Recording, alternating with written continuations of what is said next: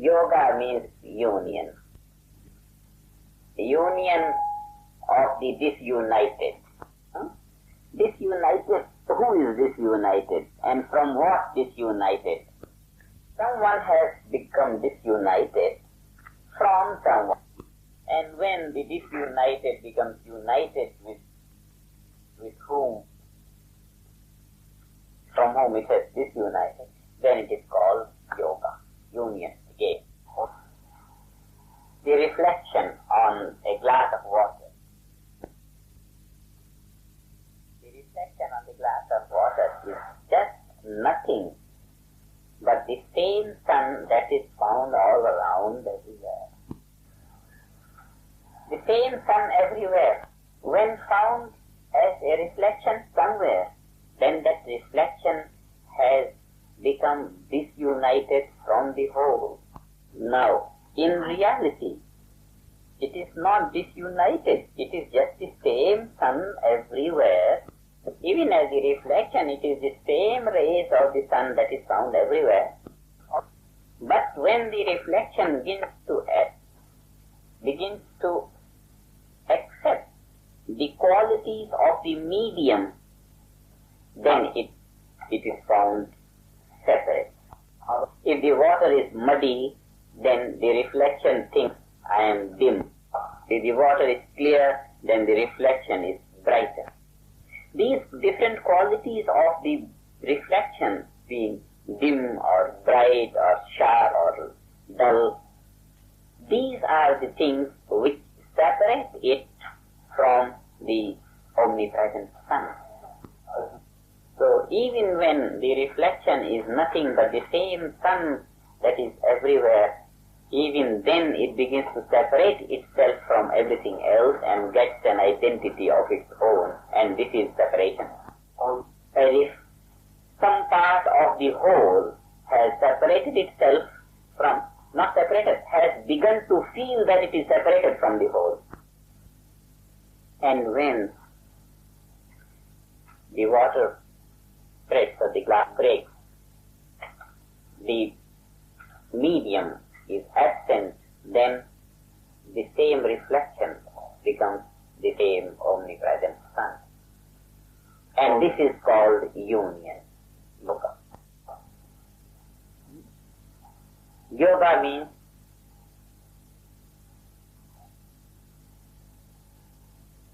that understanding which made the reflection separate. That understanding dissolves, goes into nothingness, and the understanding that I am just the same universal, and the process of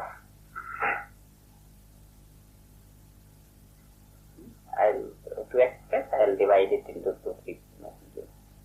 And the process of losing the individuality and gaining the status of the omnipresent is the process of yoga, is the practice of yoga. The process of getting established to the status of the universal omnipresent from the status of the individual bounded is the process of yoga, is the practice of yoga. Now, how many are the fields which separate the soul from the omnipresent being? How many are the fields of separation? The body is separated from all the surroundings, from the universe. The body is the cause. Body is one thing which separates. Outside the body, the experiences of different things create all separations from the one universal being. This is separate, this is separate, this is separate, this is separate. All separateness is caused by the experience of the outside. In order that the outside experience is not able to overthrow the status of the unity, in order that the outside experience should not be able to overthrow the status of the omnipresent unity of life, it is necessary to harmonize the sense of experience, harmonize the experiencing of the outside. And to establish this harmony in the outside, in the field of experience, to establish the harmony in the field of the experience, yama and niyama. That is, the first two steps of yoga are meant to establish the harmony in the field of experience and behavior. How to deal with it, how to see things. Satya, ahimsa, aste, brahmacharya, aparigrah.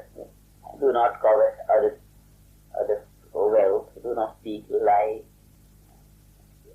Do not kill others.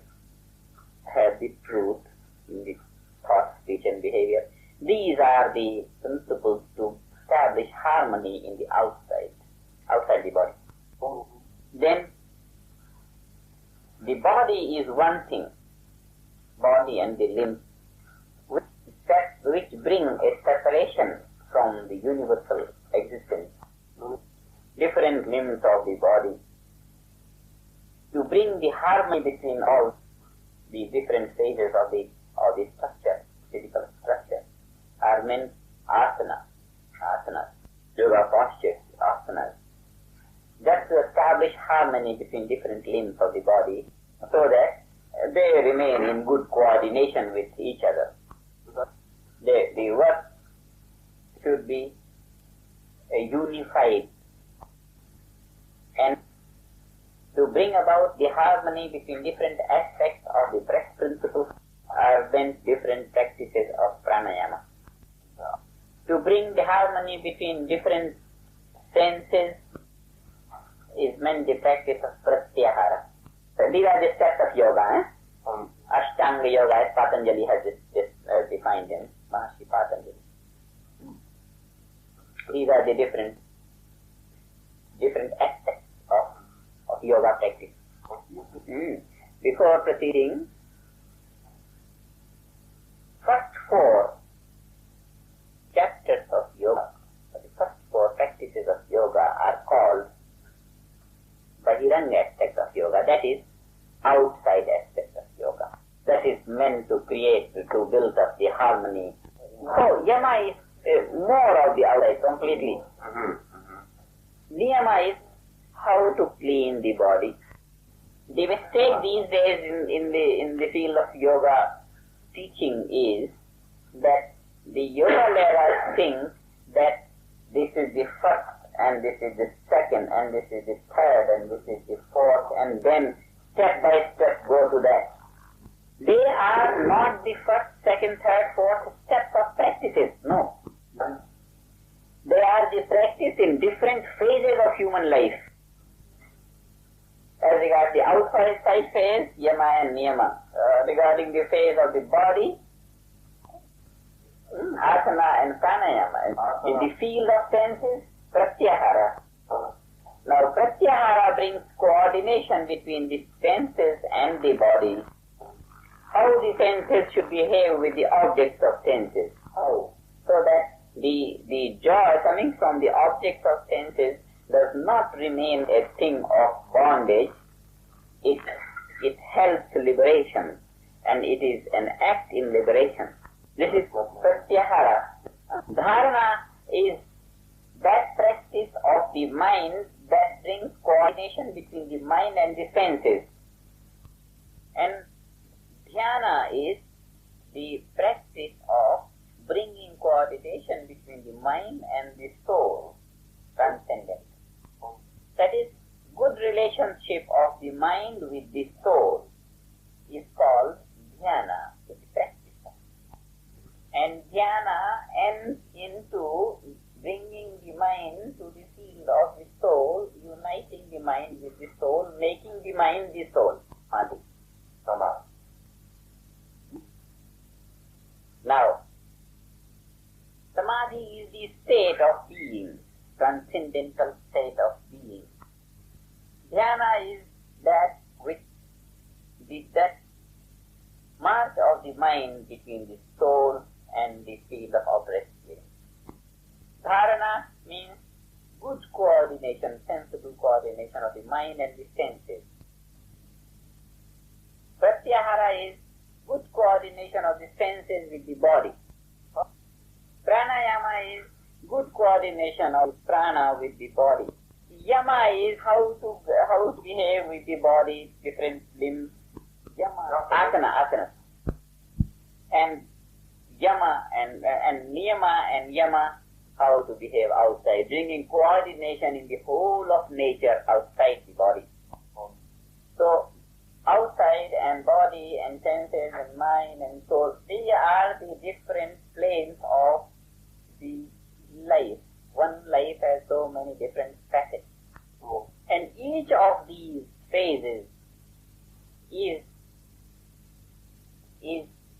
a phase of separation from the universal being. Now, the purpose of yoga is to bring that status of universal being in all these different phases which go to differentiate. Now see the fine difference. If we, in case of the glass and reflection, if the glass breaks and the water spreads, then the medium is not found. But the greatness of yoga is that it does not allow the glass to break and water to spread. It lets remain the reflection as it is and establishes to the reflection that it does not belong to the quality of water. It is not muddy and it is not bright and it is not dull and it is not sharp, but it is universal being everywhere, sun shining everywhere. It is that sun which is shining everywhere, and these qualities of brightness and dullness, they belong to the water and belong to the reflection. Yoga is that technique of living whereby the universal existence comes to be lived in the individual different phases of life. But it has a different identity that we have to agree. That means the form of water is no hindrance to establish universal existence. That's why yoga does not think that the body is a hindrance and the experiences are hindrance and the mind is a hindrance and anything could be a hindrance to that universal existence. Nothing is hindrance. We have to begin to get to that universal status, and that happens through meditation. Now, all these yama and niyama and asana and pranayama, all these outer things, the behavior in the outside world, the disharmonies are created. And what is the direct cause of all this disharmony and disunity and in the outside? The inner discontentment of the mind. Mind is discontented inside. It begins to doubt everything outside, and doubting everything, it begins to create a muddle in the field of good behavior and all. So therefore, in order to achieve the living of yama and niyama, it is only necessary to bring contentment to the mind. Now I am counting you the difference in the understanding of the present yoga leras and my way of thinking. They think that unless the man does yama and niyama and asana and pranayama and pratyahara and dharana and dhyan, he cannot get to samadhi. I hold, unless a man gets to samadhi, all these yama and niyama and all these cannot be gained in a proper way.